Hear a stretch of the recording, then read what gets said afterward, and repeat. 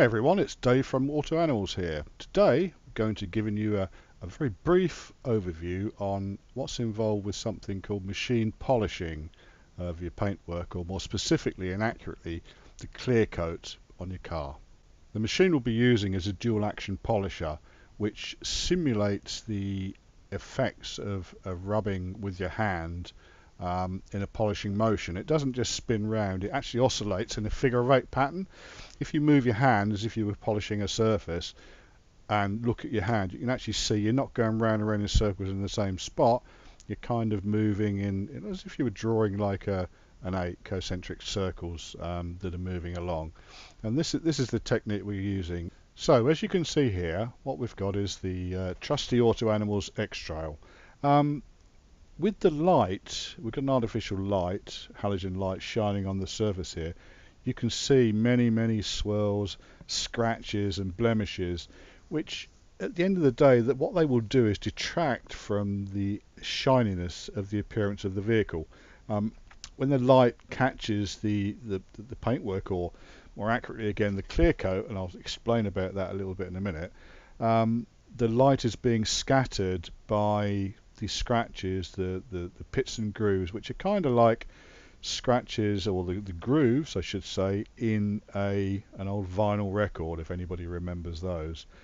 If a surface is completely flat, a highly polished surface, which is what we're aiming to achieve, the light just bounces off it. It doesn't get diffracted and scattered. Hence, the end effect of that is that it's actually shiny, it reflects light really well, and it's like, woo, shiny nice car. And that's what we're trying to achieve here. So what we're going to be using here, first thing to do, wash the car. We're now going to go over it with a clay bar. As you can see, need the clay to start with, make it nice and pliable and flexible. The particular clay we're using is built Hamber clay, which can actually be used with a water as a lubricant, although in this particular instance we're using a last touch finish detailer which lubricates the surface of the lacquer, so when we rub the clay up and down it, the clay won't drag, it will stick. If the clay is dragging, leaving bits behind, you know that you haven't been using enough lubricant on the surface. You just need to keep it sprayed, keep it wetted, and just work over it with clay. This is kind of like a very fine clay that doesn't scratch the surface, but what it will do, as you rub it across the lacquer, it will remove contaminants, bits of embedded metal from brake discs, road grit, dirt, all sorts of rubbish, and it will make the surface of the paint really smooth. If you drag your hand over the surface of a car that's contaminated with bits of stuff stuck in it, it will be a little bit rough. It will prepare the surface for our polishing, because we don't want to be polishing grit and dirt and contaminants into the paint, because it's just going to end up scratching it more.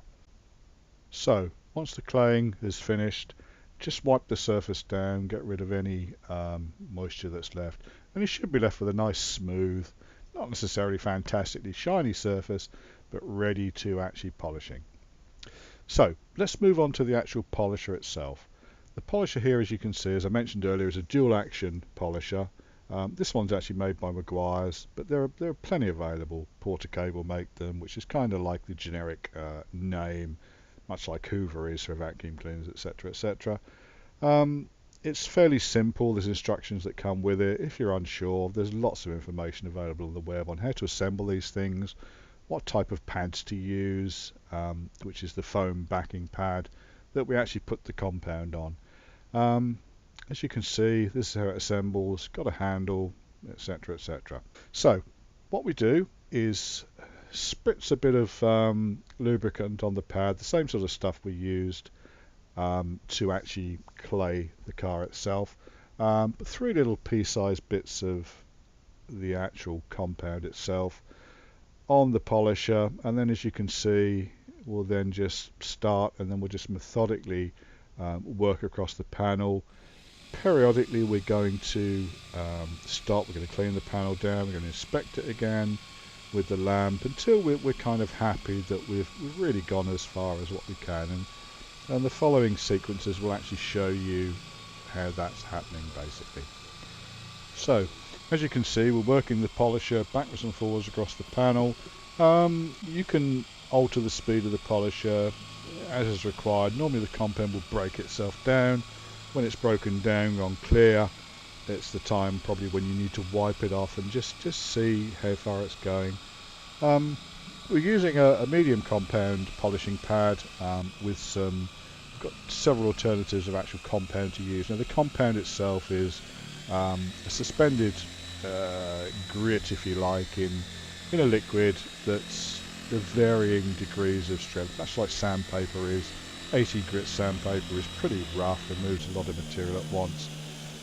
2,000, 2,500 grit sandpaper, wet and dry paper, whatever, is very fine. Doesn't remove so much material, tends to polish more. We're going for something that's around about a 2,000 grit to try and get rid of the scratches that we've got in the clear marring that we've got in the clear coat here. The general rule of thumb is use the finest grit you can get away with to remove the scratches. If it doesn't work, you then need to go up a little bit and go to something a little bit coarser, say a 1500 grit. Keep going up until you can actually get rid of the scratches that you want.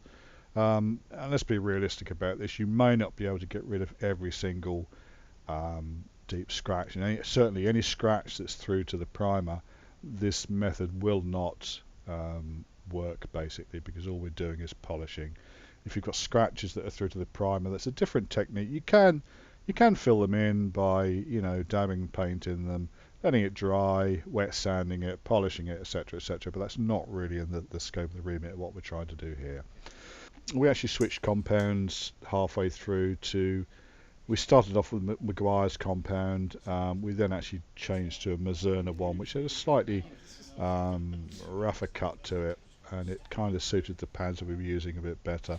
A lot of it's trial and error, but as I say, the remit of this video isn't to kind of give you an explicit you must use this pad, you must use this compound, because a lot of personal choice, a lot of manufacturers' paint finishes and the clear coat, the lacquer, varies in hardness as well. Some cars are very, very hard lacquer, some are softer. And bear in mind that if you're going to do this on an older car, maybe something probably built before the mid-80s, early 90s, it may not have a clear coat on it at all. You may be dealing directly with the paint finish.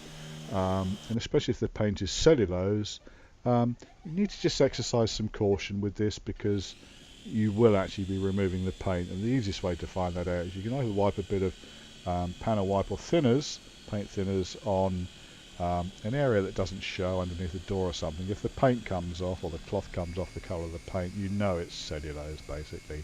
Another clue is as you polish the vehicle with a machine polisher or a bit of rag, the colour will indeed come off, because it's actually the top layer of paint you're taking off. What we've done is wiped the car down, we've spritzed it down with a bit of detail and wiped it off, and I think, as you can see, it's looking a lot better than what it was.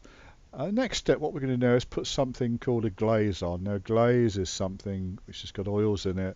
It kind of fills any tiny little swirls that we may have left with the fillers in it, but it makes the black paint look black, really black, basically. And it's good stuff to have. The one that we're actually using is made by Poor Boys, and it's called Black Hole. Once that's done, don't forget a coat of wax for protection. The next few shots show some 50-50 examples. Here we've got the X-Trail, then there's a Volkswagen Golf coming up now, which you can see we done earlier. Then there's a couple of cars, 3 cars that we haven't done, but we just used library pictures, showing the differences between before and after, I think, pretty well. The sun, you can see the starring, not very good on the left-hand side, and here's what it looks like, the finished article. We had a few problems with the dust on the car, as you can see, but you'll have to take our word for it. And here on this very last shot, you can see the differences clearly. Thanks for watching. Don't forget to like, comment and subscribe.